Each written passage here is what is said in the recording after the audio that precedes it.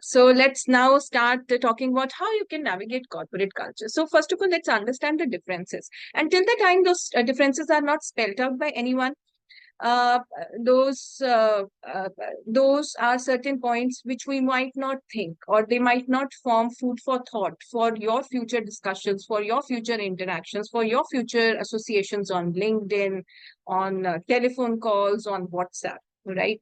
So you need to understand these.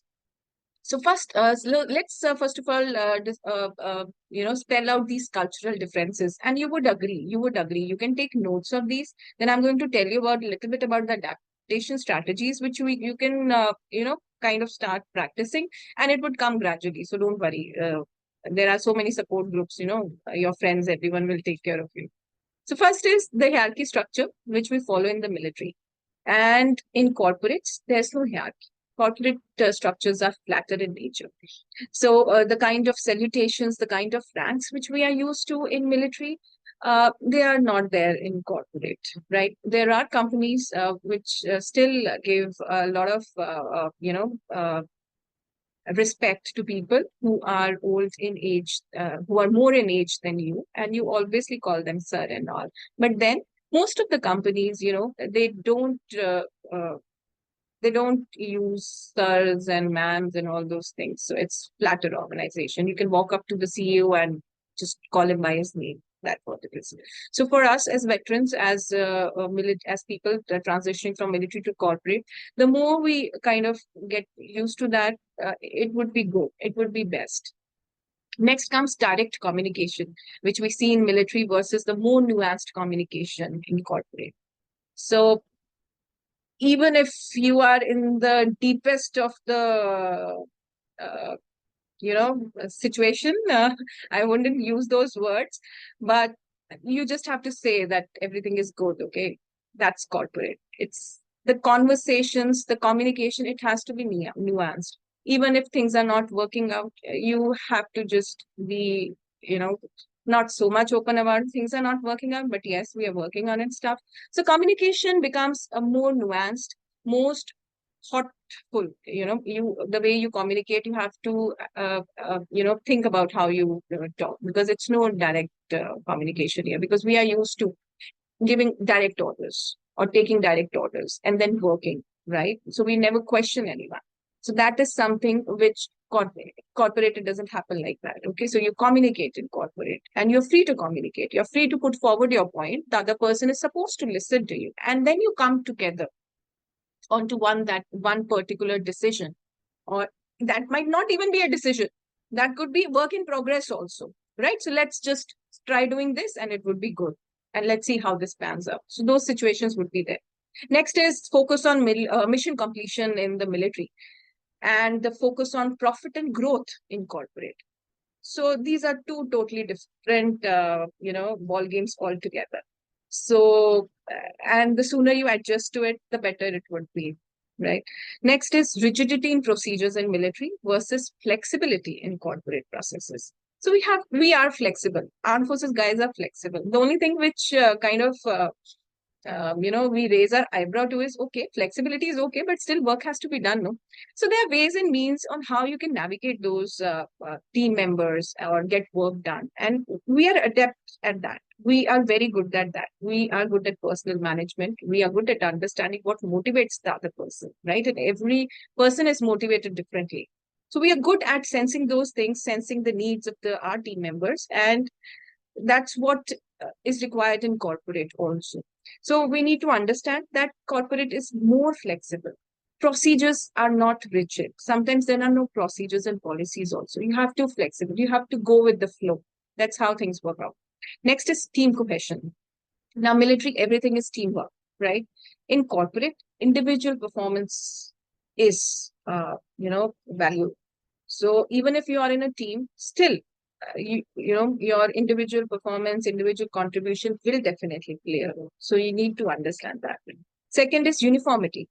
So in military, we are used to uniformity. Everyone is equal. Everyone is same and all. Uh, but in corporate, a lot is based on diversity. So when I say diversity, I want to talk about all kinds of diversity. Diversity could be multivariate diversity. Diversity could be identity diversity, right? So there are a lot of aspects which corporate is sensitive about. People are especially sensitized for certain workplace culture, which needs to be developed, which needs to get that organization forward, right? Because these things are really, really important. So we need to understand that. And for such an understanding, the emotional maturity will come into play. And that emotional maturity will only come with some sort of conscious effort. Once we start realizing that we are going into a different environment and we need to change, there is a need to change. There is a need to adapt, right? And trust you me, when you feel that there is a need to change, there is a need to adapt, you will automatically find ways and means to take steps towards this. Next is strict discipline in military and varying levels of discipline in corporate, right? Sometimes you would feel that even across companies, the level of discipline varies. So a global MNC might not work like an Indian MNC. And even across Indian multinational companies, Indian conglomerates, different companies would be working differently. So you need to understand that organization where you want to go, what is the level of discipline over there? Where can you contribute through your skills? So what is expected out of you? Then clear rules. Military offers us clear rules. We know about our duties, about our roles and responsibilities, but that's not the case in corporate. A very, very senior person from supply chain management, he's an MD and CEO of a couple of companies, and I got connected with him last year. We were doing a course together, and he's very, very senior, okay? So he told me a couple of days ago when I spoke to him last, and he said, Loveleen, in corporate, there's just um, there's just an opportunity which is given to you, okay? And don't ask me about role or responsibilities. I never want people to do that. What I'll do is I'll just give you a role, okay? You define your responsibilities on your own. That's it. What do you want to do? What you don't want to do? And everything. Go with the flow. You say that, okay, you want to do this, this, this. Okay, do that. That would be done. You want help on that? Okay, this is the team. And say. So the only thing is that corporate gives you roles. There is sometimes sometimes there are no roles also, right? Because they're trying to fit you in. They're trying to craft a particular role for you because they see value in you, what you bring to the table, right? So of course, however much of upskilling we do, we will still never be able to beat that person who has been in corporate since last 10 or 11 years, right? Because that person is working hands-on. It's okay. And it would be similar for them also. They wouldn't be able to survive in the military, where we have survived for 10 or 11 years. It's both ways. It's okay. It's okay. The only thing is we're not able to share our stories with the corporate that much to make them understand what the kind of work which we do, high pressure and VUCA and all those words, huge words. So it's difficult for both the parties here. They won't be able to do the kind of job which we do, and we won't be able to do that kind of job which we do, which they do. But there's no problem to that. You give either of the parties 2 weeks or 3 weeks, 2 months or 3 months, everyone will work efficiently. That much of confidence is there, right? I have that much of confidence, okay? Because we are quick learners. We are all adapting, right? Even from corporate, from military, everyone is adapted to their environment. So it's good. Life is good, okay? So like I told with you before, it's always good to be hopeful. So yeah, next point is chain of command. Yeah, in military we follow chain of command, but in corporate, what is there? There's collaborative decision making. So you have stand-ups, you have those scrum meetings, and you discuss and sprint planning, all those things, though, which I picked up. So it's collaborative decision making everywhere. Okay, it's not like one man runs the show or one man says, okay, आज तो हम यही करेंगे. No, if someone's from the team say, आज ये नहीं हो पाएगा, चलो कुछ और करते हैं. तो then you have to start discussing कि अच्छा ठीक है ये नहीं हो पाएगा तो वो दूसरा काम कैसे कर सकते हैं how that work is an alternative to what you give to your solution right? Oh, different perspective, why not? Let's try it. It may work, it may not work. It's okay. But we are not used to such errors in military, right? We are rigid, we are fixed.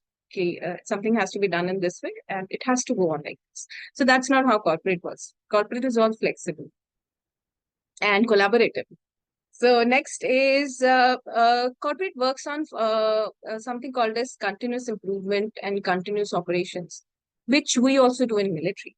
But we work in I can say something like cycles, that would be like for first 1 or 2 days you would do this, for next 4 days you would do this, now you would do that.